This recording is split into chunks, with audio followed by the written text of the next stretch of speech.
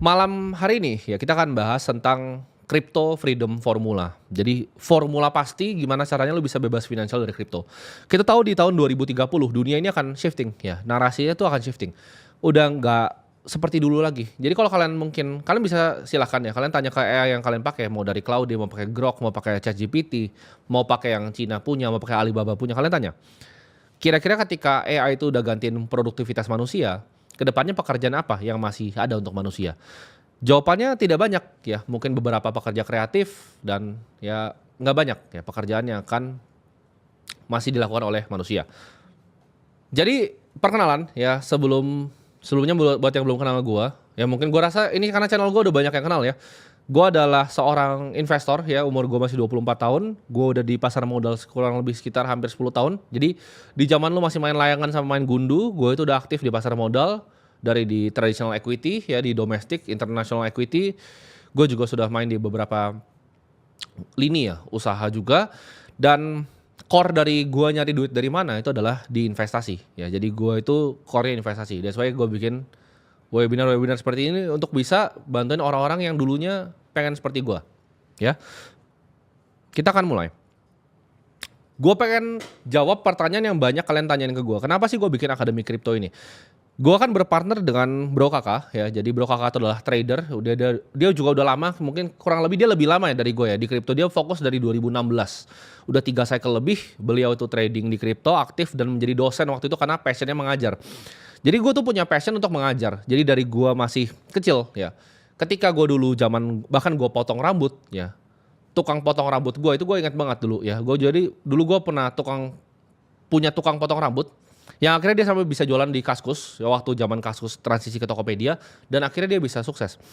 Jadi gue itu punya kebiasaan untuk ngajarin orang-orang yang di dekat gue. Bahkan dulu setiap kali zaman-zaman gue kenalan sama teman-teman gue, ya teman-teman kampus dan lain-lain, itu banyak yang gue ajarin ya. Bagaimana sih caranya investasi, gimana sih caranya ngelihat financial market, itu gue udah ngajarin. Jadi gue memang punya basic passion di ngajar, dan gue pengen bantu orang-orang yang persis kayak kalian seperti gue. Yang niat mau belajar seperti ini, yang mau meluangkan waktunya. Karena ini kan kalian luangkan waktu kalian untuk bisa datang di sini. Dan Bro Kakak itu partner gue sama. Ya dia adalah dosen. Dia nggak perlu jadi dosen, trading udah kaya. Tapi dia digaji UMR untuk jadi dosen. Kenapa? Karena dia mau ngajar ke anak-anak. Jadi ketika idenya ini ada, ya udah kita sepakat untuk kita partneran untuk bikin akademi ini. Supaya lebih banyak lagi yang bisa ya. Ibaratnya bebas finansial lewat kripto. Karena gue jujur, tanpa kripto itu nggak akan ada ya. Timothy yang lu lihat di sini sekarang itu nggak akan pernah ada ya. Kali masa yang lu lihat juga mungkin nggak ada kalau nggak ada kripto. Satoshi nggak pernah bikin Bitcoin, nggak ada gue. Jadi semua yang gue akan bikin di hidup gue adalah cara gue give back ke kripto ini sendiri ya, bagaimanapun caranya. Ini adalah step by step ya. Gimana caranya kalian bisa bebas finansial lewat kripto? Tapi mungkin pertanyaannya sederhana ya. Kenapa sih kripto ya? Kenapa kalian harus bisa bebas finansial lewat kripto? Kripto ini adalah aset kelas yang bikin orang paling kaya, paling cepat ya, dan paling banyak dalam jumlah waktu yang paling sedikit. Jadi kalau kalian cari ya dari Forbes list ini, fotonya dari Forbes, itu crypto billionaires, lu Google sekarang itu dari 2024 2025 pertumbuhannya cepat sekali dan banyak sekali ya. Memang banyak industri yang bikin billionaire, contohnya seperti manufacturing, seperti tech, seperti finance dan investment, dan mungkin sektor-sektor lain seperti real estate, media entertainment. Tapi yang nomor satu industri ya, bahkan lebih dari AI ya. Industri yang bikin billionaire paling cepat, paling banyak, paling kaya itu adalah cryptocurrency. Gue percaya ya, kalau kita mau jadi orang kaya, kita harus cari industri yang orang kaya sudah banyak terbukti terbuat dari sana gitu. Gue bukan bilang lu nggak bisa jadi tukang jualan nasi goreng, tapi menurut gue ini lebih mudah kalau lu mau capai kebebasan finansial. Karena menurut gue tinggal sampai 2030 ya lu nanti bisa nikmatin. Jadi ini contoh-contohnya, ada Brian Armstrong bikin Coinbase, ada Changpeng Zhao ya, ada di sini Winklevoss Twin yang kalau kalian tahu yang bikin ide pertamanya Facebook. Jadi kripto itu terbukti ya bikin orang-orang kaya. Contohnya seperti gue, contohnya seperti partner gue, dan banyak juga di Indonesia yang jadi super kaya karena kripto. Di sini gue mau mulai dengan permasalahan utama. Ya ini banyak yang nggak paham. Cuman ini adalah kesalahan yang paling fundamental yang kalian nggak paham. Inflasi itu mengerus daya beli kalian ya. Kalau kalian lihat di sini, USD dari 1971 sejak Nixon cabut dari standar emas ya.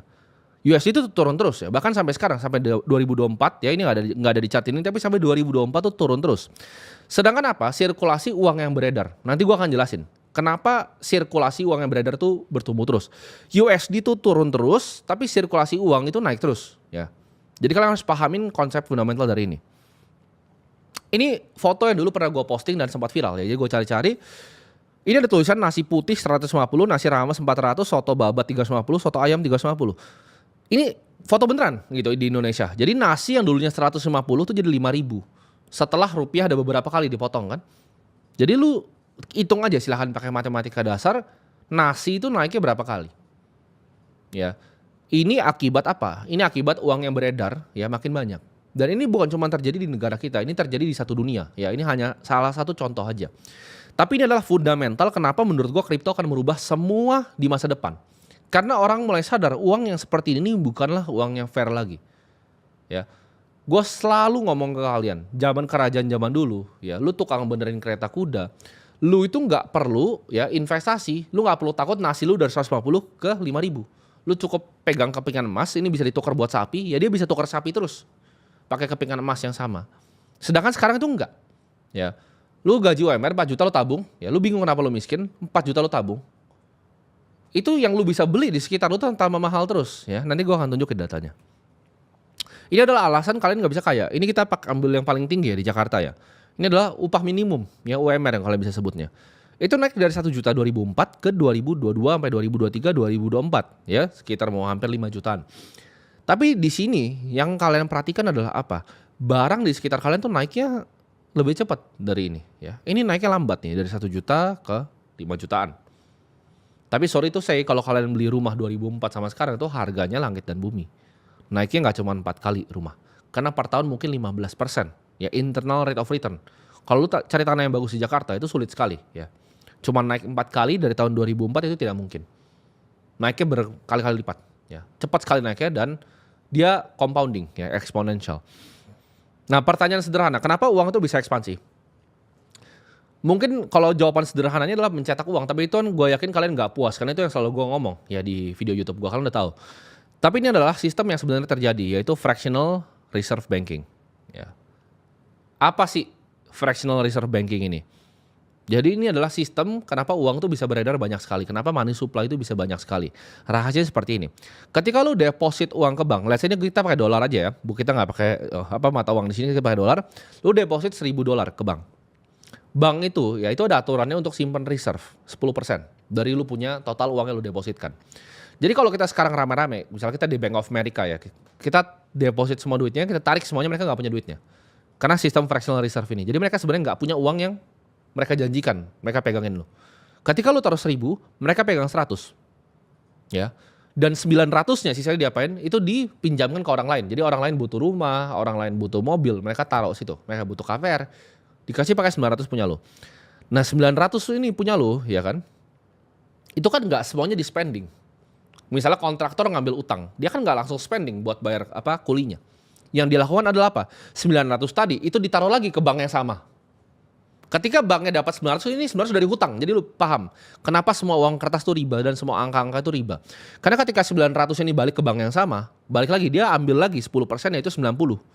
Dan dia ada sisa lagi nih 810. Nah, bayangin. Ya. 810-nya diapain? Dipinjemin lagi. Bayangin.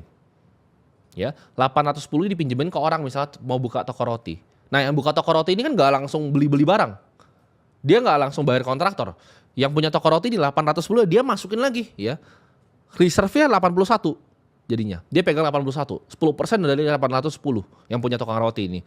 Nah yang mau bikin toko roti ini lagi 729 dari dia itu dipinjemin lagi ke orang ya. Jadi banknya pada di akhir 3 siklus, ini baru 3, ini turunnya 7 ke bawah ya. Dari akhir siklus 3 orang ini ya. Di sistemnya total peredaran uang itu ada 3.439, sedangkan banknya hanya punya 271. Ini kenapa uangnya ekspansi ya. Jadi jawabannya mainannya curang. Mereka bisa cetak uang. Jadi cara nyetak uang tuh bukan cuma dari bank sentral. Itu orang-orang salah paham. Tapi bank-banknya sendiri itu nyetak uang dengan cara seperti ini. Namanya fractional reserve banking. Ya. Ini praktik yang kan ini semuanya hutang basically ya. 1.000 yang awal kan 900 itu punya 1.000 yang awal. Jadi 900 itu hutang, formatnya itu hutang sebenarnya. Terus dihutang itu dihutangin lagi ke orang lain. Makanya semua angka yang ada di rekening lu, semua uang yang lu pernah pakai itu adalah sistem riba. Semuanya hutang. Jadi orang banyak yang nggak paham bahwa uang kertas yang lu pegang adalah hutang.